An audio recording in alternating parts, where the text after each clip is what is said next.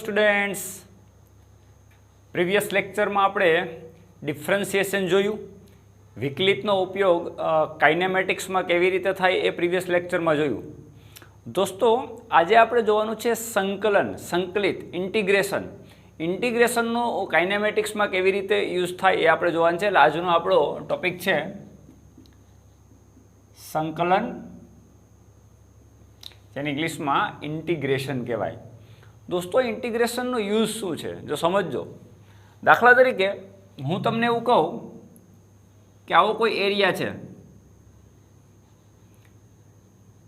જેની width x છે અને લેન્થ y છે. લંબાઈ ને પહોળાઈ x y મેં આપી દીધી. હું તમને એમ કહું કે આનું ક્ષેત્રફળ કેટલું, એટલે તમે ફટ કરતો જવાબ આપશો કે ક્ષેત્રફળ A = XY. લંબાઈ અને પહોળાઈનો ગુણાકાર એટલે ક્ષેત્રફળ લંબાઈ અને પહોળાઈનો ગુણાકાર એટલે XY ક્ષેત્રફળ થશે. આપણે ભણી ગયા છે કે સ્ક્વેર હોય તો સ્ક્વેરનું ક્ષેત્રફળ શું થાય. દાખલા તરીકે આવું ચોરસ છે x લંબાઈની બાજુવાળું, તો તમે શું કરો, ક્ષેત્રફળ A = x². રાઈટ? તો અહીંયા લંબાઈ ગુણ્યા પહોળાઈ એટલે ક્ષેત્રફળ થાય. દોસ્તો, આવો એરિયા મેળવવો ક્યારે ઇઝી હોય, આવું પર્ટિક્યુલર લંબાઈ પહોળાઈ ચોક્કસ હોય ત્યારે તમારું એરિયા મેળવવો બહુ જ ઇઝી થાય. હવે સમટાઈમ આપણી પાસે આવા ગ્રાફ હોય, દાખલા તરીકે આપણે અહીંયા જોઈએ કે તમારી પાસે આવો કંઈક ગ્રાફ આવ્યો. ચલો, આ તમારો વાય આમ છે ને આ તમારો એક્સ આમ. આવો કંઈક ગ્રાફ આવ્યો તમારી પાસે.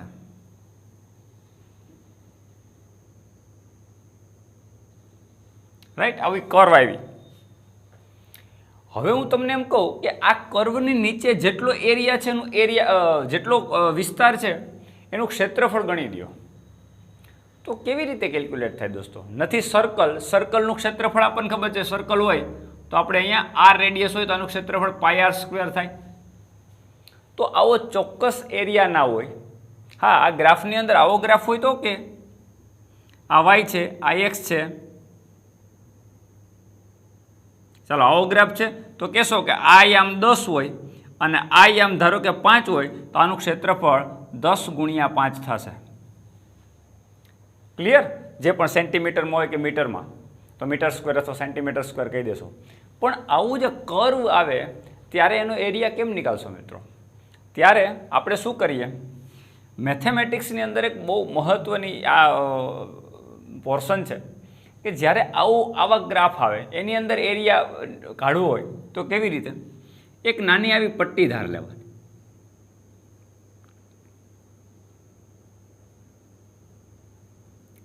રાઈટ? આ પટ્ટી, આની લંબાઈ ધારો કે dx છે, પહોળાઈ dx છે. કારણ કે આ જે તમારો જે x યામ છે એનો એક સૂક્ષ્મ ભાગ dx આપણે લીધો. રાઈટ? અને આટલું જે પટ્ટીનો ઉપરનો આ યામ છે y યામ, તો આને મેં કહી દીધું y1 કહી દઉં. ચલો, અને આને કહી દઉં dx1. તો dx1 પહોળાઈ અને y1 જેટલી ઊંચાઈ આવી એક પટ્ટી મેં વિચારી. પછી અહીંયા બાજુમાં એક બીજી આવી પટ્ટી વિચારું કે જેની પહોળાઈ dx2 છે અને ઊંચાઈ y2 છે. પછી આવી ત્રીજી કોઈ પટ્ટી વિચારું જેની પહોળાઈ dx3 છે અને ઊંચાઈ છે એ y3 છે. હવે શું કરો દોસ્તો કે આ બધી જ પટ્ટીઓ છે એનો તમે સરવાળો કરી નાખો તો મિત્રો શું મળે? આખો એરિયા. પેલા આટલાનો એરિયા લીધો. શું કામ? લંબાઈ ગુણ્યા પહોળાઈ. લંબાઈ કેટલી? y1. પહોળાઈ કેટલી? dx1. લંબાઈ કેટલી? y2. પહોળાઈ કેટલી? dx2. લંબાઈ કેટલી? y3. પહોળાઈ કેટલી? dx3. આ બધાનો આનો નાનો ગુણાકાર, આનો ગુણાકાર, બધાનો સરવાળો કરશો મિત્રો એટલે આખા કર્વનો જે છે એ તમને એરિયા મળશે. તો તમે શું કરશો કે ધારો કે આનો એરિયા મેળવવું, ક્ષેત્રફળ ટોટલ, તો પહેલાં તમે આનો એરિયા મેળવશો, આટલી પટ્ટીનો, એટલે લંબાઈ ગુણ્યા પહોળાઈ. લંબાઈ કેટલી? y1. પહોળાઈ કેટલી? dx1. એટલે આવું તમે લખશો y1 dx1. પછી હવે બીજું એક પટ્ટી આવી વિચારવાની, ત્રીજી પટ્ટી વિચારવાની. અત્યારે મેં તમને એક્ઝામ્પલ તરીકે 3 આપી, આવી અનંત અહીં સુધીની પટ્ટી, ક્યાંથી 0 થી લઈ અને આ જેટલું ડિસ્ટન્સ હોય એટલું. આટલા વિસ્તારની અંદર તમારે બધાનો સરવાળો કરવો પડે. તો આ એક પટ્ટીનું ક્ષેત્રફળ, પછી બીજી પટ્ટીનું ક્ષેત્રફળ કેટલું? તો કે y2 dx2. ત્રીજી પટ્ટીનું ક્ષેત્રફળ કેટલું? તો કે y3 dx3. આ બધાનો આમ સરવાળો કરતો જવા. મિત્રો, મેથેમેટિક્સની અંદર સરવાળો કરવા માટે સિગ્માનો યુઝ થાય. આને સમયસન, આ સમયસન છે, અને સરવાળો જ એક પ્રકારનો કહેવાય. કોનો સરવાળો કરવાનો છે? તો y અને dx ના ગુણાકારનો. કોનો મિત્રો સરવાળો કરવાનો છે આપણે? y અને dx, y dx, y dx, y dx, આ બધાનો સરવાળો કરવાનો. પણ અહીંયા 1 પછી 2 પછી 3 આવી રીતે છે. તો અહીંયા હું લખી નાખું i, અહીંયા પણ લખી નાખું i. જ્યાં i ની વેલ્યુ શું મિત્રો? 1 થી લઈને ક્યાં સુધી? તો કે જેટલી પટ્ટી હોય 5, 6. તો વ્યાપક રીતે ધારો કે આવી n પટ્ટીઓ છે, પહેલી, બીજી, ત્રીજી, ચોથી, પાંચમી, 10મો ક્રમ આવ્યો, તો 10ને આપણે n ગણ દઈએ. તો ધારો કે આવી 10 પટ્ટીઓ છે, તો 1 થી 10, 25 પટ્ટીઓ છે, તો 1 થી 25. તો ધારો કે વ્યાપક રીતે આવી n પટ્ટી હોય, તો i ની વેલ્યુ કેટલી મિત્રો? મેક્સિમમ આવશે n. તો જ્યાં i is equal to 1 to i is equal to n. 1 થી સ્ટાર્ટ કરવાનું. 1 2 3 4 5, 5 પટ્ટી છે.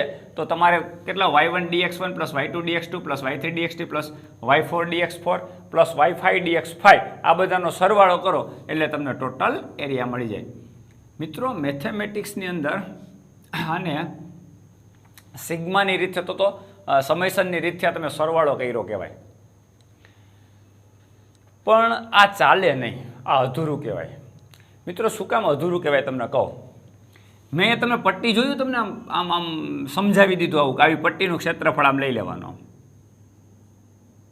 એક પટ્ટી કન્સિડર કરી, તો આ પટ્ટીની પહોળાઈ કેટલી હતી મિત્રો? dx, અને ઊંચાઈ કેટલી હતી? y. તો મેં શું કીધું કે આનું ક્ષેત્રફળ કેટલું? તો કે y dx. આ મેં તમને સમજાવી દીધું. શું કામ સમજાવી દીધું? કે આને મેં લંબચોરસ આવું કન્સિડર કર્યું. તો તમને ક્વેશ્ચન થવો જોઈએ કે આવી વક્રતા હોય તો બધી પટ્ટીઓ લંબચોરસ થશે જ નહીં. શું કામ? જો તમે વિચારો. ચાલો આને લંબચોરસ કન્સિડર કરી. મિત્રો, થઈ ગયા લંબચોરસ? ઓકે. તો આ વધારાના ભાગનું શું? દરેક જગ્યા ઉપર એવું થાય. તમે આ પટ્ટી વિચારી, તો આ ચાલો આ લંબચોરસ થઈ ગઈ, આ લંબચોરસ થઈ ગઈ. તો આ વધારાનો જે પોર્શન વધ્યો એનું શું? અહીંયા પણ તમે એવી રીતે કંઈક વિચારો.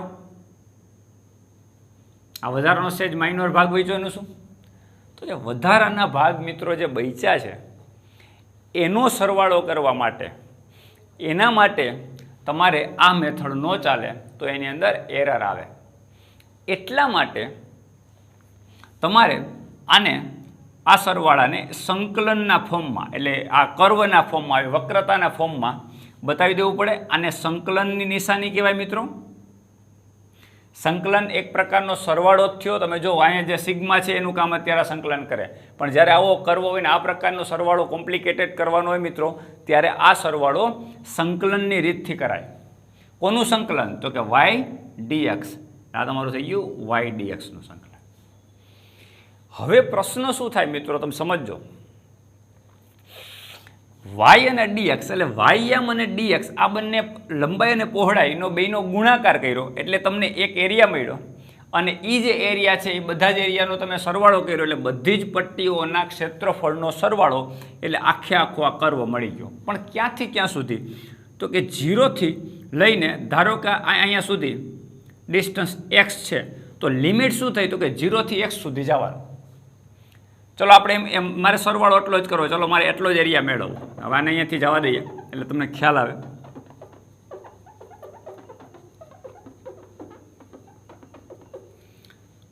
મારે આટલો જ એરિયા જોઈએ. ચલો આ કર્વ, પછી આટલું, પછી આટલું, આનું જ મારે એરિયા જોઈએ છે. તો હું શું કરીશ? આ વેલ્યુ ધારો કે x1 છે અને આ વેલ્યુ ધારો કે x2 છે, તો મારે સંકલન ક્યાંથી ક્યાં સુધી કરવાનું? x1 થી લઈને x2 સુધી.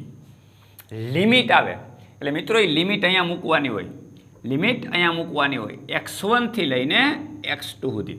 એટલે આપણને ખબર પડે કે ઇન્ટિગ્રેશન x1 થી લઈને x2 એટલે dx dx dx આવા dx dx dx dx dx ટુકડાઓનો સરવાળો કરવાનો, પણ જવાનું ક્યાં?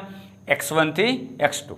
જો અહીંથી કરવાનું હોય 0 થી અને x સુધી તો અહીંયા લિમિટ લખવી જોઈએ 0 થી x. તો આ તમને એરિયા કમ્પ્લીટ મળે. તો તમને એમ થતું હશે કે ફિઝિક્સમાં આનો શું ઉપયોગ?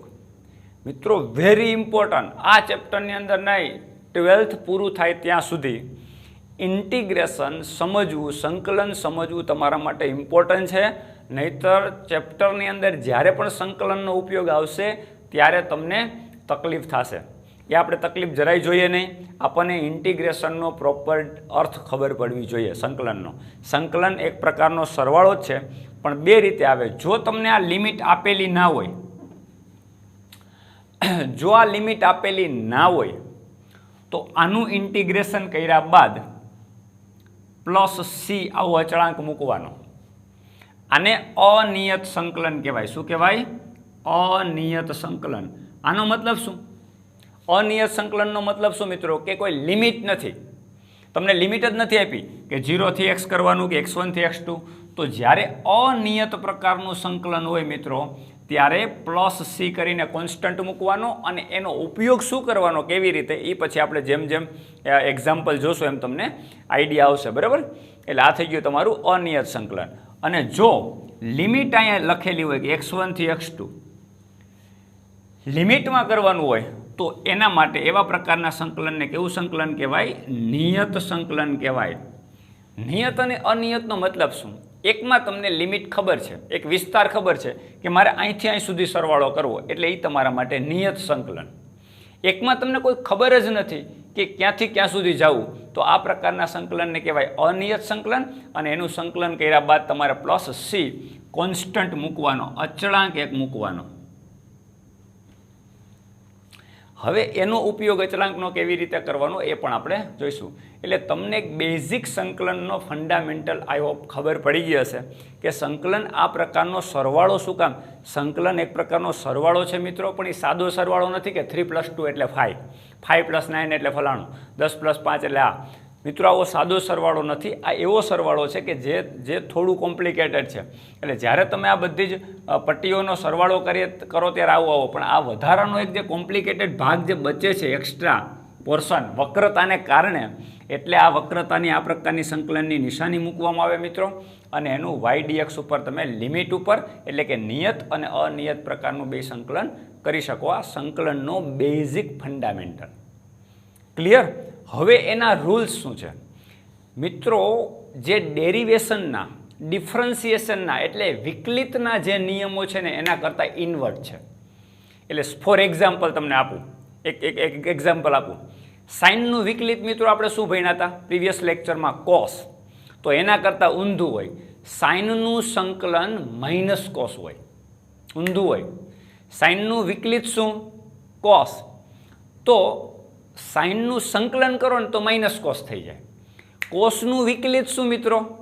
Minus sign. તો કોસનું સંકલન પ્લસ સાઇન જ આવે, ઊંધું હોય.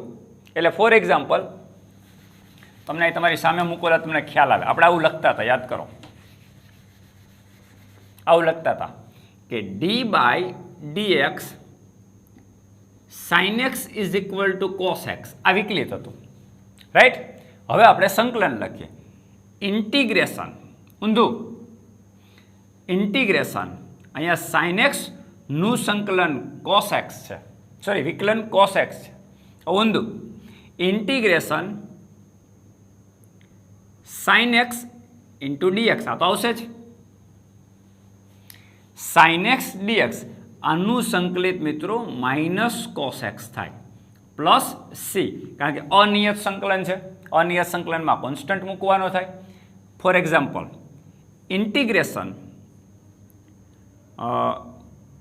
cos x dx, આ ગુણાકારમાં આવશે અહીંયા dx, રાઈટ? તો cos x નું સંકલન મિત્રો sin x થાય, સાઇન એક્સનું વિકલન કોસ હતું તો સાઇનનું સંકલન તમારું માઇનસ કોસ થાય. કોસનું વિકલન મિત્રો શું હતું? Minus sign. તો સંકલન ખાલી થશે પ્લસ સાઇન એક્સ અને પ્લસ સી. સેમ વસ્તુ તમે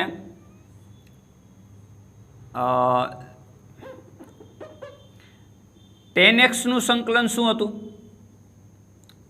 સેક સ્ક્વેર એક્સ. ટેન એક્સનું સંકલન શું હતું? Sec square. તો અહીંયા તમે જ્યારે આવું મૂકો ઊંધું,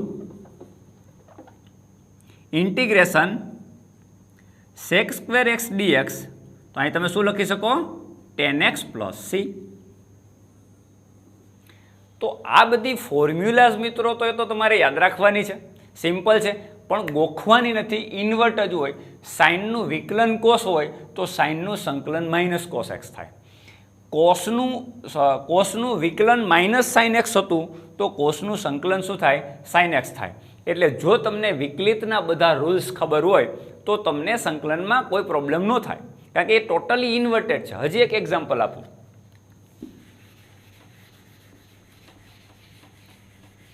અને આ નિયમોનો પણ હું તમને સ્ક્રીનશોટ પાછળના પેજ જ્યારે લેક્ચર પૂરો થાય ત્યારે તમને એન્ડમાં સ્ક્રીનશોટ આપીશ વિથ ડિફરન્સિએશન. એટલે વિકલન અને સંકલનની તમે કમ્પેરિઝન કરી શકો ને એવો સ્ક્રીનશોટ આપી. એટલે તમને એક બાજુ વિકલનનો રૂલ ખબર પડે અને એક બાજુ સંકલનનો રૂલ ખબર પડે, કે જેથી કરીને તમે એ બંનેની કમ્પેરિઝન કરી શકો કે આ બંને ઇન્વર્ટ કેવી રીતે છે. ઓકે, આપણો વિકલનનો રૂલ શું હતો મિત્રો? D by D X raise to N હોય તો આનું તમે વિકલન લ્યો તો આનો નિયમ આવો હતો, N X raise to N minus one. એટલે ઘાત આગળ ગુણી નાખવાની, ઘાતમાંથી એક બાદ. મિત્રો same integration X raise to N D X is equal to શું થશે? એન ઘાત આગળ લઈ લેવાની, X raise to N plus one. એટલે ટૂંકમાં આમાં શું કરતા હતા આપણે વિકલનની અંદર? ઘાત આગળ લઈ લેતા હતા ને, ઘાતમાંથી એક બાદ. અહીંયા શું થશે? Sorry x raise to n, તો x raise to N plus one. અહીં ઘાત માઇનસ વન કરતા હતા એને બદલે પ્લસ વન આવે, એન પ્લસ વન થશે. અને ઘાત જે પણ જવાબમાં આવે એ એન પ્લસ વન છેદમાં આવશે. અહીં શું કરતા હતા? પહેલાં ઘાતને આગળ લઈ લેતા હતા અને ઘાતમાંથી એક માઇનસ કરતા હતા. અહીં ઊંધું થઈ જશે. પહેલાં ઘાતમાં એક પ્લસ કરી દેવાનો 1. એટલે દાખલા તરીકે એક્સ ક્યુબ છે તો એક્સ ક્યુબનું સંકલન એક્સ ક્યુબ ડીએક્સ આવું કંઈક આપ્યું. એક્સ ક્યુબ ડીએક્સ આપ્યું તો પહેલાં ઘાતમાં એક પ્લસ કરી દો, 3ની એક ઘાત પ્લસ કરો એટલે એક્સ રેસ ટુ 4 અને 4 ઘાત છેદમાં આવે. ફાઇનલી શું થયું? આ એન વિચારી લ્યો તો એનમાં એક પ્લસ કરો એટલે 4 એટલે એન પ્લસ 1. અને જે ઘાત આવી એટલે ઉપર એન પ્લસ 1 એટલે 4 ને, તો એ છેદમાં 4 આવી જાય એટલે એન પ્લસ 1 છેદમાં આવી જશે. તો આના કરતાં નિયમ ઊંધો છે. આમાં ઘાતને આગળ ગુણી અને ઘાતમાંથી એક માઇનસ કરવાનું. આમાં ઘાતમાં પહેલેથી એક પ્લસ કરી દેવાનું અને જે ઘાત જવાબ આવી ક્યાં જવા દેવાનું? છેદમાં જવા દો. તો આ તમારો સંકલનનો નિયમ થઈ ગયો ઘાતનો. આ ઘાતનો નિયમ થઈ ગયો વિકલિતનો નિયમ. ક્લિયર? આટલી વાત સમજાઈ ગઈ? તો આ જે છે એ સંકલનના રૂલ થયા. તો મિત્રો હવે સંકલનના બધા રૂલ હું તમે સમજાવવાનો નથી. જેમ વિકલિતની ફોર્મ્યુલા તમે મગજમાં રાખી છે અને સમજાવી દીધું બધું કમ્પ્લીટ, એમ તમને સામે સંકલનની ફોર્મ્યુલા હશે તો એ ફોર્મ્યુલા મગજમાં રાખવાની છે. તમને સંકલનનો અર્થ ખાલી ખબર હોવી જોઈએ. તો અહીંયા તમારું શું થશે? X raise to N plus 1 by n plus 1 plus C. C ભૂલવાનો નથી, કારણ કે કોઈ લિમિટ આપેલી નથી. હવે દોસ્તો લિમિટ આપી હોય તો શું કરવાનું એ આપણે જોઈએ. ધારો કે એક એક્ઝામ્પલ લઈએ.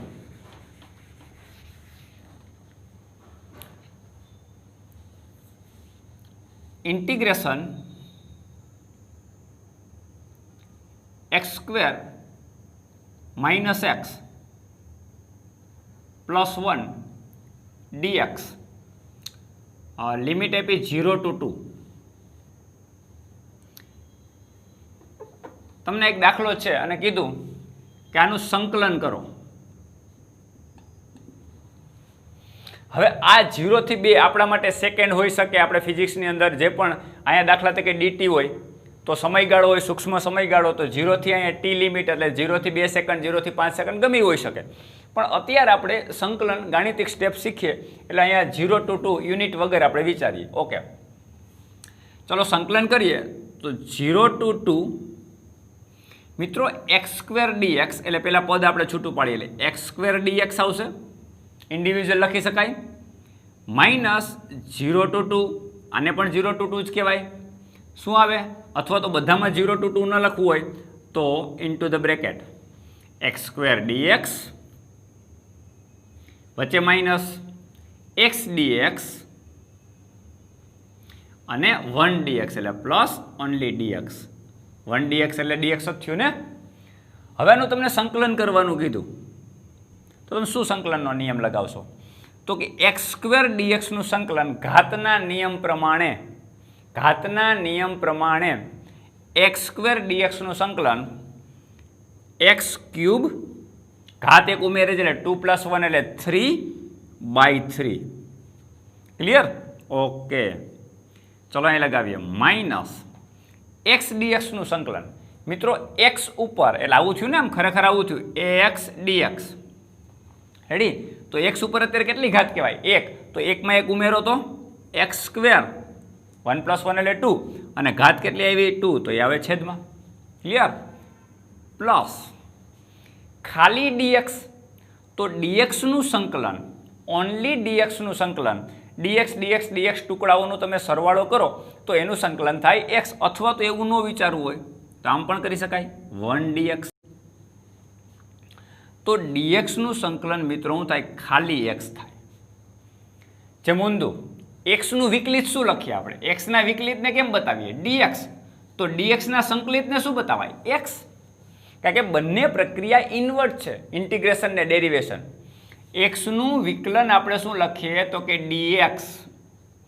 તો dx નું ઇન્ટિગ્રેટેડ શું લખાય? તો કે x. તો dx નું ઇન્ટિગ્રેશન થાય મિત્રો x. લિમિટ 0 to 2 એટલે અહીંયા 0 to 2 મૂકવા. આઈ હોપ આ વાત બધાને સમજાઈ ગઈ હશે. x² નું સંકલિત થાય x³/3 માઇનસ x નું સંકલન થાય x²/2. ઘાતનો નિયમ, એક ઘાત હતી, એક ઘાત ઉમેરી લે 2 +/2 પ્લસ dx નું સંકલિત થાય x 0 to 2 લિમિટ. હવે આ લિમિટનું શું કરવાનું મિત્રો? હવે જોઈએ કે આ લિમિટનું શું કરશું આપણે.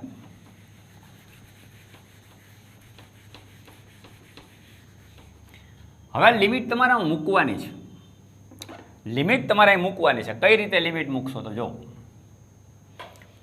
x ની જગ્યા ઉપર પહેલા હંમેશા અપર લિમિટ મૂકવાની, પછી લોઅર લિમિટ મૂકવાની. અપર લિમિટ શું છે? 2. તો x ની જગ્યા ઉપર 2 મૂકતું જવાનું. ચલો અહીં x ની જગ્યા ઉપર 2 મૂકીએ મિત્રો. અહીં 2 મૂકો તો 2^3/3. અહીં 2 મૂકશો તો 2^3/3, પછી વચ્ચે માઇનસ, આની અંદર પણ એક કૌંસ કરી દો. અહીંયા 2 મૂકશો તો 2 નો વર્ગ એટલે અહીંયા 2^2/2, 2^2/2 પ્લસ x. તો 2 ની જગ્યા ઉપર, x ની જગ્યા ઉપર 2 મૂકશો તો 2 ઇન્ટુ ધ બ્રેકેટ. એટલે મેં શું કર્યું કે જે x બધા હતા એની જગ્યા ઉપર પહેલા અપર લિમિટ મૂકી દેવાની. આને અપર લિમિટ કહેવાય અને આને લોઅર લિમિટ કહેવાય. એટલે એક લોઅર લિમિટ છે ને એક અપર લિમિટ છે. તો પહેલા અપર લિમિટ મૂકવાની, પછી અપર લિમિટ મુકાઈ ગયા બાદ વચ્ચે કરવાનું માઇનસ. આ ફરજિયાત સંકલનના નિયમમાં પહેલા અપર લિમિટ મૂકી દેવાની, વચ્ચે માઇનસ કરવાનું, પછી લોઅર લિમિટ મૂકવાની. મિત્રો હવે 0 મૂકતા જાઓ. અહીં 0 નો ક્યુબ મિત્રો અંશમાં 0 જ થઈ જાય એટલે આ 0 થશે. વચ્ચે માઇનસ 0 નો સ્ક્વેર તો 0 જ થશે. વચ્ચે પ્લસ અને x ની જગ્યા ઉપર 0. તો ફાઇનલી તમારો આન્સર શું આવ્યો? ઓલું બધું તો 0 થઈ ગયું એટલે ફાઇનલી 2 નો ક્યુબ 8/3 માઇનસ 2 નો વર્ગ 4/2 અને પ્લસ 2. તો ફાઇનલી 8/3, 2 × 4 કેન્સલ થઈ જશે એટલે -2 અને +2. -2 અને +2 કેન્સલ થઈ જાય એટલે 0 થઈ જાય એટલે ફાઇનલ આનો આન્સર આવ્યો 8/3. તો તો દોસ્તો આના સંકલનનો જવાબ 8/3. તો આ પ્રકારની લિમિટવાળી લિમિટ આપી હોય જ્યારે મિત્રો, ત્યારે તમારે આ પ્રકારની લિમિટ મૂકી અપર લિમિટ અને લોઅર લિમિટ મૂકીને ઇન્ટિગ્રેશન કરવું જોઈએ. હજી તમને પ્રેક્ટિસ થાય એટલે હજી એકાદું એક્ઝામ્પલ તમને સમજાવું. મિત્રો ફિઝિક્સના અમુક ચેપ્ટર તમે ભણશો એટલે તમને એની અંદર આ બધા ઇક્વેશન આવશે. એક કાર્ય ઉર્જા પાવર એક ચેપ્ટરમાં આવું ઇક્વેશન આવશે ત્યારે તમે મને યાદ કરજો કે આવો સાહેબ આપણે સંકલનની અંદર આ કંઈક શીખ્યા હતા. સમજો, જો તમને આવું એક ઇક્વેશન આપ્યું ઇન્ટિગ્રેશન f ડોટ dx એટલે f dx, સમજો f dx, જ્યાં f is equal two kx છે અને k અચળાંક છે. ક્લિયર? હવે આનું ઇન્ટિગ્રેશન કરવાનું છે, રાઈટ? હવે આપણે બે વસ્તુ છે, જો તમને લિમિટ આપી દીધી હોય તો પ્રશ્ન નથી, જો લિમિટ ના આપી હોય તો જોવાનું. ચલો હું લિમિટ આપી દઉં x1 થી લઈને x2 સુધી. શું લિમિટ આપી? x1 થી લઈને x2 સુધી. મિત્રો હું આનું ઇન્ટિગ્રેશન કરું, જો સમજજો. એફની જગ્યાએ પહેલાં તો મને kx લેવાનું કીધું, એટલે હું શું કરીશ? ઇન્ટિગ્રેશન x1 ટુ x2, એફની જગ્યા ઉપર હું લઈ લઉં kx ઇન્ટુ dx, એટલે x1 two x2 kx dx. Clear? હવે ચાલો આનું ઇન્ટિગ્રેશન કરીએ. મિત્રો અહીં કીધું છે કે કોન્સ્ટન્ટ છે, અચળાંક છે. તો અચળાંકને જેવી રીતે આપણે ડેરિવેશનમાં જેમ ડિફરન્સિએશનમાં કરતા હતા વિકલિતમાં, એમ જ સંકલન કરવાનું નથી અને બહાર મૂક દેવાનું, અચળાંકને બહાર મૂક દેવાનો. અચળાંક બાર કે x1 ટુ x2, અચળાંક બહાર આવી ગયો. ક્લિયર? તો બચ્યું હું x dx. મિત્રો ઇક્વલ ટુ કે કોન્સ્ટન્ટ એમનેમ રહેશે, x dx ઘાતનો નિયમ લગાવો. x ઉપર એક ઘાત છે એટલે x નો સ્ક્વેર થશે, એટલે ઘાતનો નિયમ લગાડીએ એટલે x સ્ક્વેર પ્લસ 1 થશે, એટલે 1 પ્લસ 1 એટલે 2 અને અપોન 2. લિમિટ શું? તો કે x1 થી લઈને x2 સુધી. ક્લિયર? ચાલો હવે અપર લિમિટ ને લોઅર લિમિટ મૂકે કે એમનેમ. પહેલા અપર લિમિટ મૂકવાની x2, કોની જગ્યાએ? x ની જગ્યાએ, એટલે x2 નો સ્ક્વેર બાય 2. વચ્ચે આવશે માઇનસ. હવે લોઅર લિમિટ મૂકવાની, x ની જગ્યા ઉપર x1 મૂકશો મિત્રો, એટલે x1 નો સ્ક્વેર બાય 2. ફાઇનલી શું આન્સર આવ્યો? આમાંથી 2 કોમન નીકળે છેદમાં, એટલે 1/2 કોમન k. 1/2 common k. અંદર બ્રેકેટમાં શું બચશે મિત્રો? x2 square minus x1 square, એટલે આ થશે તમારે into the bracket x2 square minus x1 square. Right? આ તમારું થઈ ગયું ઇન્ટિગ્રેશન x dx x1 થી x2 સુધી. હવે દાખલા તરીકે તમને લિમિટ 0 થી x આપી હોત તો શું કરત તમે? દાખલા તરીકે લિમિટ આપી x અને આપી 0, તો અહીંયા શું થશે? x, અહીં શું થાત? 0. રાઈટ? જો આપી હોત લિમિટ 0 ટુ x તો તમે શું મૂકત? અહીં બદલાવી નાખીએ આપણે આ બધું જવાથી.